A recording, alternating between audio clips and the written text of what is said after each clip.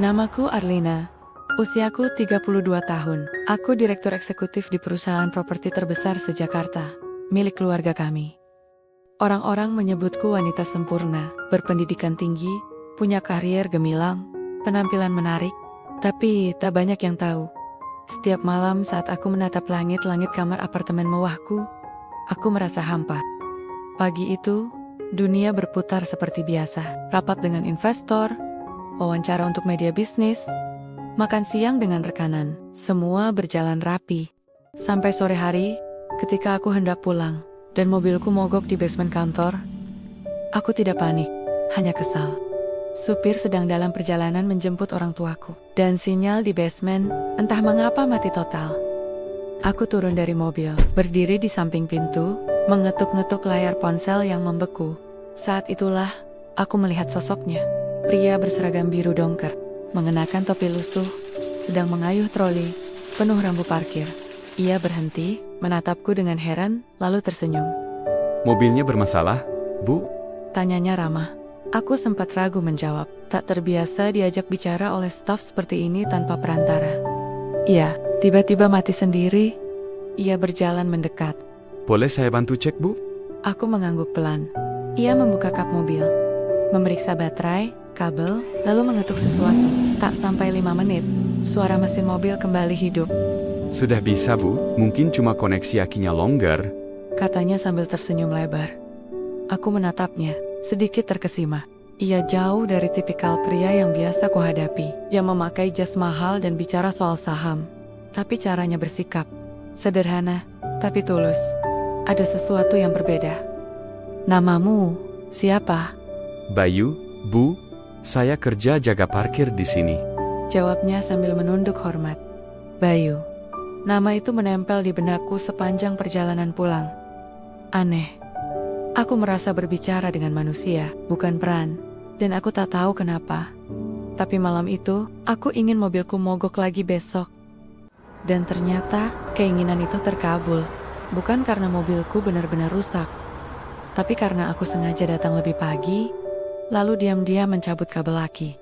Aku tertawa kecil dalam hati, melihat diriku sendiri. Wanita yang biasanya menghitung waktu dengan menit-menit rapat, kini menanti seorang tukang parkir seperti menanti cinta pertama.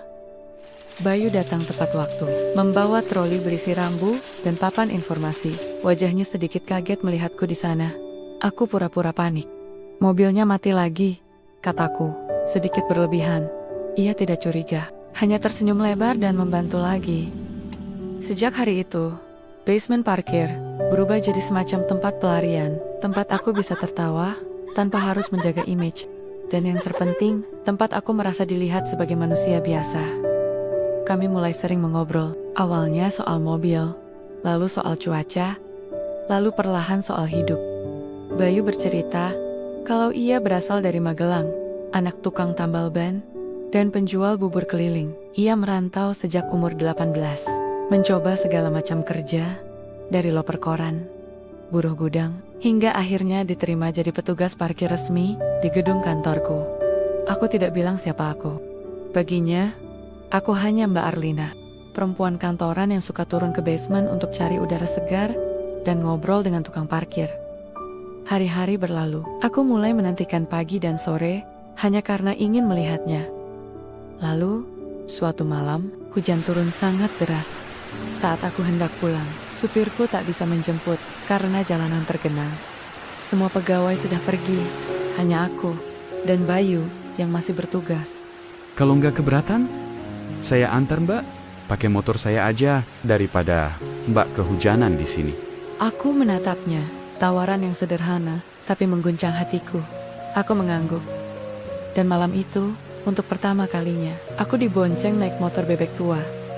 Dengan Bayu memakai jas hujan, dan aku memeluk pinggangnya erat-erat karena takut jatuh. Hujan membasahi ujung rok kantorku, dan rambutku berantakan diterpa angin. Tapi aku tertawa seperti anak kecil. Motor itu berhenti di pinggir taman kota, karena kami kehujanan terlalu deras untuk melanjutkan perjalanan. Aku tahu, ada yang berubah dalam hatiku. Kami saling menatap dalam diam. Dan malam itu, aku merasakan satu hal yang tak pernah kutemukan di balik gaun pesta dan karpet merah, yaitu ketulusan. Sejak malam itu, semuanya berubah. Seperti ada pintu yang terbuka, menuju sisi kehidupan yang belum pernah aku sentuh sebelumnya. Bayu tak pernah bertanya lebih dalam siapa aku. Mungkin ia tahu, aku berasal dari kalangan berbeda, tapi tak sekalipun ia bersikap minder. Dan itu justru yang membuatku semakin terikat. Kami mulai sering bertemu di luar, kadang di warung nasi uduk dekat halte, kadang di taman kota saat sore, kadang hanya duduk berdua di bangku beton basement. Setelah semua mobil pergi, ia akan membawakan 2 teh hangat dalam kantong plastik, dan aku membawa 2 potong roti isi. Tak mewah, tapi bagiku, itu lebih indah dari makan malam di hotel bintang 5. Lalu pada suatu sore, ia berkata sesuatu yang membuat jantungku bergetar. Arlina, kalau suatu hari, saya berani minta kamu jadi istri saya, kamu bakal ketawa nggak? Aku tercekat. Aku menatapnya, pria sederhana, tapi di balik semuanya, aku melihat ketulusan. Kenapa aku harus tertawa? Kalau aku juga ingin hal yang sama, gimana? Bisikku. Dan di sanalah, di pojok basement itu, aku mendengar kalimat yang mengubah hidupku. Kalau gitu, kita nikah. Nggak perlu mewah, nggak usah bilang siapa-siapa, cuma kita berdua. Dan Tuhan. Aku tidak menjawab dengan kata-kata, hanya anggukan pelan, sambil menggigit bibirku agar air mata tak jatuh. Seminggu kemudian, kami berdiri di depan petugas catatan sipil. Hanya kami berdua. Aku mengenakan blus putih polos dan celana panjang krem. Baju paling sederhana yang kupunya. Bayu memakai kemeja biru satu-satunya dan celana hitam pinjaman dari temannya. Tak ada pesta, tak ada musik. Tapi saat ia mengucapkan janji, dunia terasa sangat hening. Seolah hanya ada aku dan dia. Hari itu, aku menjadi istri Bayu. Istri seorang tukang parkir yang bahkan tak tahu siapa sebenarnya wanita yang berdiri di sampingnya. Dan aku bahagia. Tapi di balik kebahagiaan itu, ada satu pertanyaan yang mulai berbisik di sudut hatiku. Berapa lama rahasia ini bisa kusimpan? Pertanyaan itu terus menggangguku. Seperti embusan angin dingin yang tak pernah benar-benar hilang. Bahkan saat matahari sedang terik-teriknya. Setiap hari, aku hidup dalam 2 dunia. Di siang hari, aku adalah Arlina Rahardian, Director Elegan, yang bicara di depan investor, menghadiri gala dinner, dan tampil anggun di koran bisnis. Tapi saat malam tiba, aku pulang bukan ke apartemen mewah, melainkan ke rumah kontrakan mungil yang kusewa diam-diam di pinggiran kota, tempat aku dan Bayu tinggal sebagai suami istri. Kami hanya punya 1 kasur tipis, 1 kompor, dan sebuah lemari kecil tempat Bayu menyimpan kemeja kerjanya. Tapi di sanalah aku merasa paling hidup. Bayu tak pernah bertanya soal pekerjaanku. Ia hanya tahu aku bekerja di bagian administrasi kantor atas. Dan aku tak memberi alasan untuknya menggali lebih dalam. Aku tahu, ia hanya ingin menjaga rasa percaya dirinya. Dan aku pun ingin menjaga kedamaian itu selama mungkin. Namun dunia luar tidak pernah tidur. Aku mulai merasakan perubahan. Tatapan curiga dari sekretarisku saat aku minta dijemput lebih siang. Pertanyaan-pertanyaan ringan dari rekan kerja tentang jam pulangku yang tak biasa. Bahkan komentar dari ibuku, "Kamu makin sering menghilang. Jangan bilang kamu sedang dekat dengan pria berstatus rendah ya." Aku tahu, semua ini tak bisa abadi. Aku hanya menunda waktu, menunda badai. Sampai akhirnya, badai itu datang lebih cepat dari dugaanku. Hari itu, aku dan Bayu merayakan hari jadi kami yang ke-3 bulan. Ia mengajakku makan malam di warung tenda langganannya di bawah jembatan layang. Ia menabung untuk bisa memesankan ikan bakar favoritku. Kami duduk berdampingan di bangku kayu, makan sambil tertawa kecil. Rasanya begitu tenang dan hangat, tapi ternyata kehangatan itu sedang diamati. Beberapa hari kemudian, aku sedang membuka laptop saat sekretarisku masuk ke ruanganku dengan ekspresi gugup. "Maaf Bu, Ibu perlu lihat ini," katanya, sambil menyodorkan ponselnya. Layar itu menampilkan sebuah unggahan dari akun infotainment terkenal. Judulnya mencolok. Tertangkap kamera, bos perempuan muda ternama ini diduga punya hubungan dengan pria misterius di warung pinggir jalan. Mataku langsung membeku melihat foto yang menyertainya. Itu aku dan Bayu, sedang tertawa, duduk berdampingan, saling menyuapi nasi. Dunia terasa runtuh di bawah kakiku. Aku menutup layar ponsel itu pelan. "Hapus dari pikiranmu. Jangan bilang siapa-siapa." Ucapku dengan nada tenang. Aku langsung menelepon Bayu, tapi ia tidak mengangkat. Aku merasa takut. Takut kalau yang selama ini kami jaga dalam diam, akhirnya mulai retak. Dan ternyata, ketakutanku bukan hanya sekadar perasaan. Hari-hari setelah foto itu tersebar, berubah jadi mimpi buruk. Aku tetap datang ke kantor seperti biasa, berdiri dengan kepala tegak, memimpin rapat, memberi presentasi. Tapi di setiap sudut gedung, bisikan-bisikan tak terdengar menyapaku, seperti kabut yang menebal. Tatapan orang berubah, beberapa penuh selidik, sebagian lagi mencibir diam-diam. Seorang kolega pria bahkan mendekatiku, dan berkata sambil tertawa ringan. Kamu hebat juga ya. Bisa sembunyiin cowok dari dunia luar segitu lamanya. Siapa dia? Sopir, satpam, atau tukang parkir?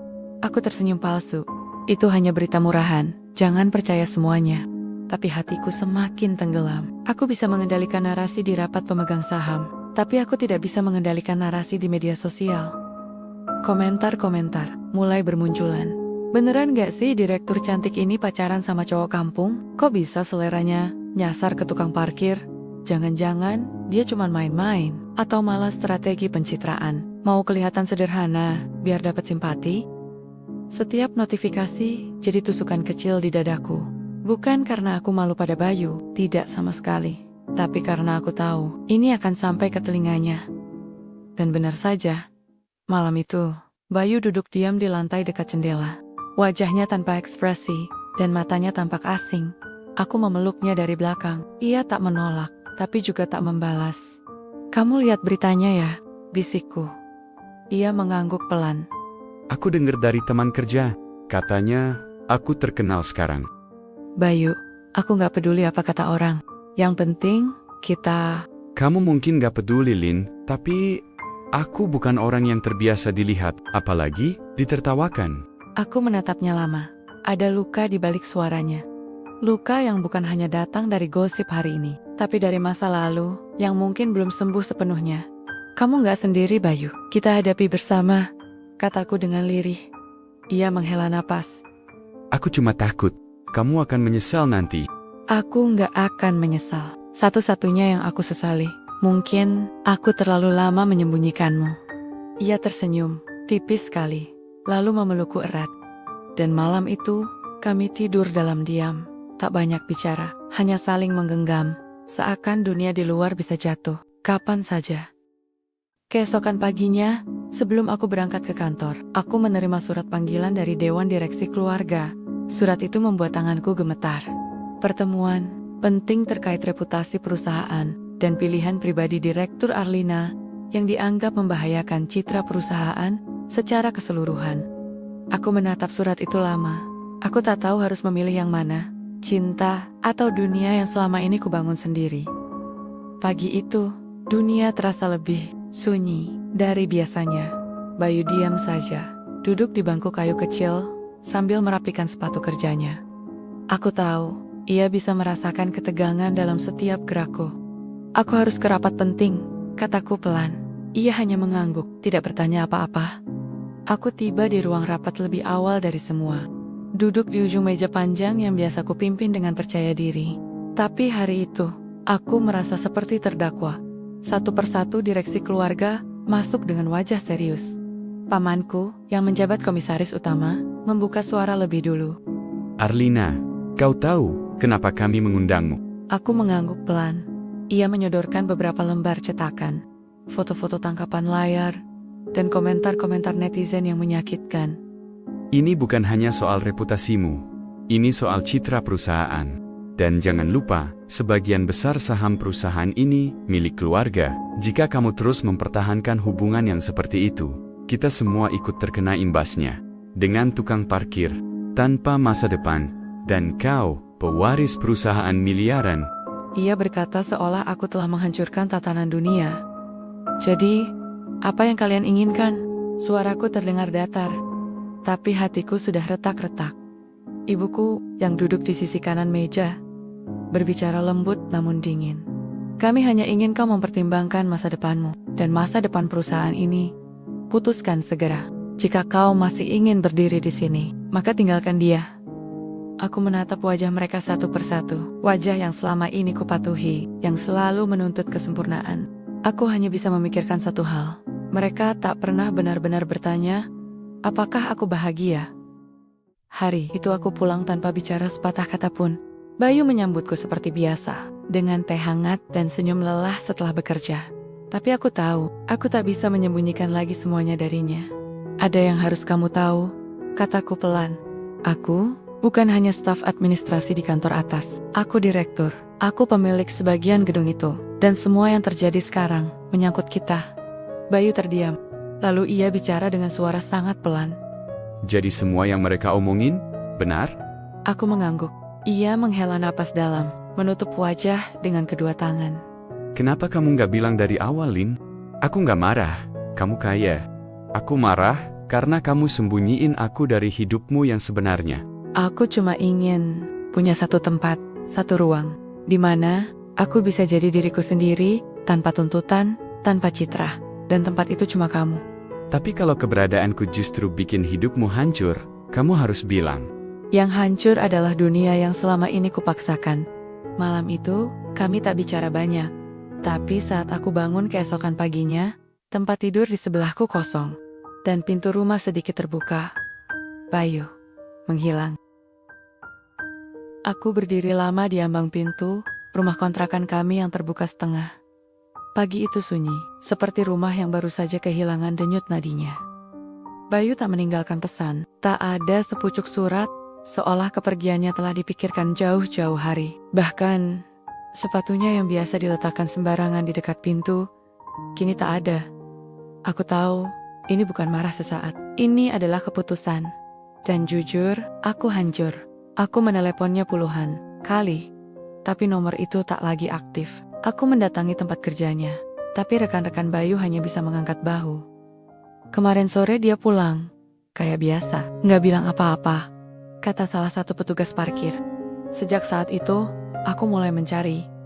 Setiap hari setelah bekerja, aku menyusuri kota, ke terminal, ke kampung tempat ia dulu bilang pernah tinggal, ke bengkel-bengkel tempat ia sempat kerja. Tapi Bayu tak ada di mana-mana, seolah ia menghapus jejaknya dan aku dari hidupnya. Sementara itu, dunia di sekelilingku tak berhenti berputar. Setelah berita hubungan kami mencuat, muncul isu lain bahwa aku sedang mengalami gangguan emosi, tidak profesional, dan tak pantas memimpin perusahaan. Dewan direksi mulai mengambil alih lebih banyak wewenang. Proyek-proyek yang dulu kusetir langsung, perlahan direbut. Aku tahu, mereka sedang menunggu aku jatuh atau menyerah. Tapi, aku tak peduli lagi soal jabatan, saham. Yang aku pedulikan hanya satu, mencari Bayu. Sampai pada suatu malam, saat aku sedang termenung di dalam mobil, ponselku bergetar. Sebuah pesan masuk dari nomor asing. Kamu gak perlu nyari aku baik-baik saja. Jangan korbankan semua karena aku. Aku gak layak hidup di duniamu, Lin. Kumohon, lanjutkan hidupmu. Aku cuma bayangan. Aku membaca pesan itu berulang kali. Tanganku gemetar. Aku tahu, itu dari Bayu. Aku tahu, ia sedang berusaha menyelamatkanku. Dari diriku sendiri, dari tekanan. Dari dunia kami yang tak pernah mau bersatu. Tapi yang tidak ia tahu adalah, aku tidak butuh diselamatkan dari cinta ini. Aku hanya butuh dia tetap tinggal. Dan malam itu, di dalam mobil yang berhenti di tepi jalan kecil, aku bersumpah dalam hati, aku akan menemukannya. Apapun yang terjadi, aku tidak tahu kemana aku harus melangkah pertama kali. Tapi aku tahu satu hal, aku tak bisa tinggal diam. Aku tak bisa membiarkan satu-satunya orang yang membuatku merasa hidup menghilang begitu saja karena dunia ini merasa ia tak layak. Hari itu, aku membuat keputusan besar. Aku kembali ke kantor dengan langkah mantap, lalu masuk ke ruang rapat tanpa diundang. Semua anggota dewan yang selama ini memandangku seperti komoditas duduk di sana. Mereka terdiam saat aku berdiri di depan mereka. Aku tahu kalian ingin aku memilih antara dia dan perusahaan. Dan hari ini, aku memilih. Mereka saling pandang. Pamanku menaikkan alis. Jangan bilang kau memilih lelaki itu, Arlina. Bukan. Aku memilih diriku sendiri. Dengan tangan yang sedikit gemetar, aku menyodorkan surat pengunduran diri. Ambil semua sahamku, jabatan, ruangan, nama di plakat depan. Aku sudah cukup lama hidup demi gengsi keluarga ini. Sekarang, Aku ingin hidup untuk diriku sendiri. Beberapa orang melongo. Ibuku menutup wajahnya dengan kedua tangan. Tapi, aku tidak menoleh lagi. Hari itu, aku berjalan keluar dari gedung yang dulu menjadi singgasanaku. Dengan kepala tegak, aku menjual apartemenku, lalu mobilku. Aku hanya membawa satu koper pakaian dan beberapa buku yang kutulis sendiri, catatan-catatan pribadi selama aku menjalani hidup ganda ini. Aku menyewa rumah kecil di daerah luar kota, sederhana, tapi cukup. Tujuanku hanya satu, menemukan Bayu, dengan atau tanpa nama besar, Arlina Rahardian. Aku kembali menyusuri jejaknya. Aku mendatangi alamat rumah ibunya di Magelang. Awalnya beliau enggan bicara, mungkin mengira aku wanita kaya yang menyakiti anaknya. Tapi saat aku bersimpuh, sambil menangis dan berkata jujur dari hatiku, hatinya luluh. Bayu pernah kesini sebulan lalu, tapi hanya sebentar, lalu dia pergi lagi. Dia ingin kerja di tempat jauh, katanya. Tapi sebelum aku patah sepenuhnya, sang ibu menyerahkan satu kotak kecil. Dia titip ini, katanya. Di dalamnya, ada selembar foto kami berdua di warung nasi uduk, 2 tiket kereta yang belum terpakai, dan sepucuk surat. Maaf, karena aku mundur. Aku kira, dengan pergi aku menyelamatkanmu. Tapi ternyata, yang aku lakukan adalah menyakiti kita berdua. Kalau kau masih percaya pada kita, datanglah ke tempat pertama kali kita bertemu. Aku akan menunggumu, sampai matahari tak lagi terbit di langit Jakarta. Dadaku sesak. Aku tahu tempat itu. Basement kantor. Tempat pertama kali, aku menatap matanya. Tempat segalanya dimulai, dan tanpa berpikir panjang, aku pun berangkat. Aku tiba di basement kantor sore itu. Saat matahari mulai turun perlahan, ke balik gedung-gedung tinggi, langkahku terasa berat. Saat menuruni tangga parkir, setiap sudut mengembalikan kenangan. Saat pertama kali aku pura-pura panik karena mobil mogok, saat ia menyodorkan teh hangat dalam kantong plastik, dan saat kami duduk berdua di bangku kecil di pojok ruang parkir, berbagi dunia yang hanya milik kami berdua. Tapi sore itu, semua kosong, tak ada Bayu. Aku menunggu 5 menit, setengah jam, tak ada yang datang. Mungkin ia tak benar-benar percaya aku akan kembali. Mungkin ia sudah pergi lagi, untuk selamanya. Tapi saat aku nyaris berbalik, aku mendengar suara langkah kaki, dan saat aku menoleh, dalam cahaya kuning temaram lampu yang redup, aku melihatnya. Ia berhenti beberapa meter dariku, seolah tak percaya aku benar-benar datang. Kau kesini? Aku mengangguk, air mataku jatuh begitu saja. Kau pikir, aku akan menyerah? Aku pikir, dunia terlalu kuat untuk kita lawan. Aku sudah melepaskan dunia itu. Kau tinggalkan semua? Jabatan, uang, keluarga? Aku mengulurkan tanganku. Karena yang kupilih, bukan mereka. Yang kupilih adalah kamu. Untuk sesaat, waktu berhenti. Lalu ia berjalan cepat menghampiriku, memelukku seerat-eratnya. Di sana, di lorong parkir tua yang dulu menjadi saksi pertemuan pertama kami bertemu lagi.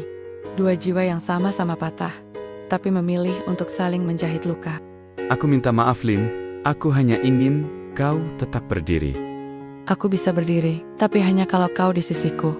Ia menarik napas panjang. Kalau begitu, mulai hari ini, kita jalan bareng. Pelan-pelan, meski tak semua orang mengerti. Aku mengangguk sambil menangis. Tak apa, asal kita saling menggenggam. Hari-hari setelah pertemuan kembali itu, terasa seperti harapan baru. Aku dan Bayu memulai dari awal. Kami pindah ke sebuah rumah kontrakan sederhana, bukan jauh dari Jakarta, tapi cukup tersembunyi dari sorotan. Ia mulai bekerja di bengkel sepeda motor kecil, dan aku mulai menulis, mengubah semua luka dan cinta ini menjadi cerita-cerita yang akhirnya kubagikan di blog pribadi. Aku tidak pernah menyebut nama, tidak tentang siapa aku dulu, atau siapa Bayu, tapi cerita-cerita itu mulai viral. Banyak yang terharu, yang bertanya-tanya, apakah ini kisah nyata? Dan seperti semesta ingin menguji kesungguhanku lagi, rahasia itu perlahan terbongkar. Suatu malam, aku membuka email dari seorang jurnalis terkenal. Saya membaca semua tulisan Anda. Gaya narasinya mengingatkan saya pada kisah Arlina Rahardian, mantan direktur muda yang menghilang dari dunia bisnis setelah skandal kecil beberapa bulan lalu. Saya sedang menyusun liputan mendalam tentang bagaimana perempuan sepertimu bisa membalikan hidup. Jika ini benar cerita Anda, saya ingin mewawancarai Anda. Kalau tidak, tolong abaikan pesan ini. Aku menutup laptop dengan tangan gemetar. Bayu yang duduk di dekatku langsung tahu ada sesuatu yang salah. Ada apa, Lin? Aku menatapnya. Seseorang tahu. Wajahnya langsung berubah, bukan karena takut, tapi kecewa. Kamu masih simpan semuanya di dalam tulisanmu. Aku nggak sebut nama Bayu, tapi mungkin mereka bisa menebak. Kita sudah susah payah keluar dari itu semua. Kita sudah kehilangan segalanya demi hidup yang tenang. Kenapa kamu bawa dunia itu kembali? Aku berdiri, mendekatinya. Aku hanya menulis. Aku menumpahkan semuanya, agar aku nggak meledak. Itu satu-satunya cara aku bernapas. Ia menunduk, menggenggam kepalanya. Kita nggak akan pernah benar-benar bebas. Aku pikir, kita sudah bebas. Jawabku pelan. Tapi mungkin kita hanya sedang istirahat dari kejaran dunia. Beberapa hari setelahnya, semua meledak. Seorang blogger gosip mengunggah tulisan panjang, mengungkap identitasku, mencocokkan foto-foto masa lalu, bahkan menggali sampai ke rumah ibunya Bayu. Judulnya bombastis. Ternyata, inilah sosok sebenarnya sang penulis cerita, viral cinta wanita dan tukang parkir. Berita itu menyebar seperti api, ponselku tak berhenti berdering. Rumah kontrakan kami mulai didatangi wartawan. Para tetangga memandang aneh. Bahkan pemilik warung langganan mulai berbisik saat kami lewat. Dan malam, untuk kedua kalinya, aku bangun dari tidur dan mendapati ranjang di sebelahku kosong. Bayu menghilang lagi. Tapi kali ini, ia meninggalkan sepucuk surat. Maaf Lin, aku sudah mencoba. Kita sudah mencoba. Tapi mungkin, aku bukan untukmu. Mungkin, cinta saja tak cukup. Aku mencintaimu, tapi aku lelah. Jadi beban. Jangan cari aku lagi. Tolong, lanjutkan hidupmu. Untukmu. Bukan untuk kita. Surat itu jatuh dari tanganku. Lalu tubuhku ikut jatuh menyusulnya. Dan kali ini, aku benar-benar tak tahu, apakah aku masih kuat untuk berdiri lagi? Hari-hari, setelah kepergian Bayu terasa seperti berjalan di dalam ruang kosong. Segalanya, senyap. Aku masih tinggal di rumah kontrakan kecil itu. Sendirian, gelas kopi Bayu masih ada di rak. Aku tidak menangis setiap waktu. Justru sebaliknya, aku menjadi sangat tenang, terlalu tenang. Itu yang paling menakutkan. Setiap kali aku memandang cermin, aku melihat dua versi diriku bertabrakan. Arlina yang dulu gagah, berdiri di podium-podium bisnis. Dan Arlina yang kini hanya bisa menatap ranjang kosong setiap malam. Dan dari semua pencapaian yang pernah kurai, tak satu pun rasanya mampu menggantikan rasa kehilangan ini. Lalu, di tengah kehancuran itu, sebuah email masuk. Bukan dari wartawan, bukan dari netizen, tapi dari sebuah organisasi internasional. Perempuan penggerak di bidang kewirausahaan sosial. Mereka membaca blog ceritaku, dan mereka ingin aku jadi pembicara di forum mereka di Bangkok bulan depan. Kami ingin kau berbicara tentang keberanian mencintai, kehilangan, dan berdiri kembali sebagai perempuan. Aku menatap layar email itu lama sekali, sambil bertanya dalam hati, apakah aku pantas bicara soal keberanian, saat aku bahkan gagal mempertahankan orang yang paling aku cintai? Tapi malam itu, aku membuka kembali blog yang kutulis. Aku membaca ulang kalimat-kalimatku sendiri. Tentang betapa aku menghargai Bayu. Bukan karena apa yang ia miliki, tapi karena siapa dirinya. Tentang betapa aku merasa hidup, justru saat aku melepaskan semua yang dulu kupikir adalah segalanya. Dan di situ, aku sadar, aku bisa mencintainya sepenuh jiwa. Tapi aku tak bisa hidup menunggu seseorang yang memilih untuk terus lari. Malam itu, aku membuka koper. Kupilih satu gaun sederhana, berwarna biru muda. Warna yang dulu Bayu bilang, membuatku terlihat bukan direktur, tapi wanita biasa. Gaun itu kini terasa seperti kulit lamaku, dan kulit baruku sekaligus. Aku berdiri, merapikan rambutku, dan berkata pada bayanganku sendiri, kalau dia benar mencintaiku, dia akan mencariku juga. Tapi, aku tak akan berhenti hidup, hanya karena dia berhenti memilihku. Lalu aku kirimkan balasan email itu. Saya bersedia hadir, dan saya akan bicara. Bukan sebagai direktur, bukan sebagai mantan istri, tapi sebagai seorang perempuan yang jatuh, dan sedang berusaha bangkit kembali.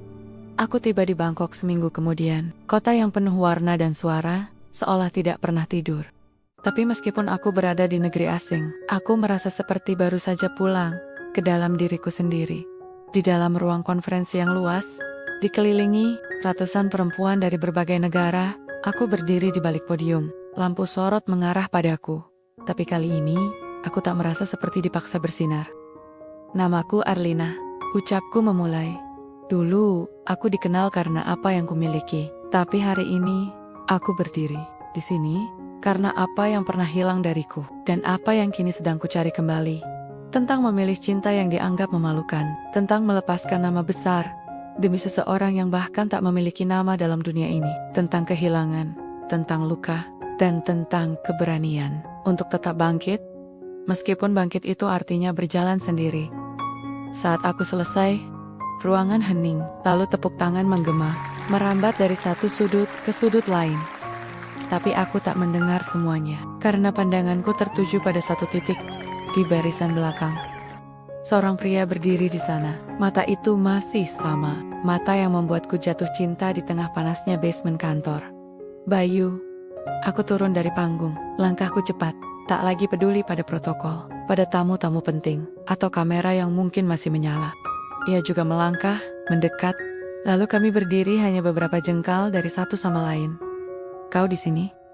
Suaraku nyaris hanya bisikan. Ia mengangguk pelan. Aku baca tulisanmu, tentang kita, dan tentang kamu, yang tak pernah menyerah. Aku datang bukan karena aku ingin mengulang masa lalu, katanya, tapi karena aku ingin memperbaikinya. Aku tak kuat lagi berkata-kata, air mata menetes begitu saja. Dan aku memeluknya, di tengah ratusan orang, di negeri asing, di hadapan dunia.